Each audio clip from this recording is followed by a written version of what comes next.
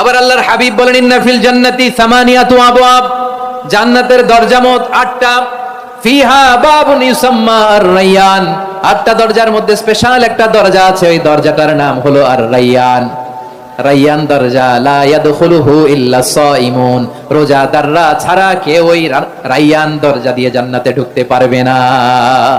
শুধু রোজাদারদের জন্য ওই দরজাটা খোলা থাকবে। দরজাটার নাম, অনাগত সন্তান যদি কারো আসে, ছেলে সন্তান, নাম রেখে দিয়েন আর-রায়্যান। পারবেন?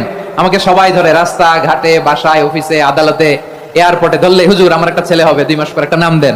চাপাই নবাবগঞ্জবাসীর জন্য আমি একটা নাম দিয়ে গেলাম। সামনের 2-3 মাসে, 4 মাসে, 6 মাসে যাদের ছেলে সন্তান হতে পারে বলে মনে করেন, যদি পছন্দ হয় নামটা, নাম রেখে দিয়েন রায়্যান। আর রায়্যান, এই লাখো জনতা আওয়াজ করলে এই আওয়াজ হয়। বলেন, রোজাদারদের জন্য জান্নাতে স্পেশাল যে লাল গালিচার সংবর্ধনা এন্ড স্পেশাল এন্ট্রি, ওই দরজাটার নাম কি? আর রায়্যান শব্দটা কেমন লাগে? ভালো লাগে?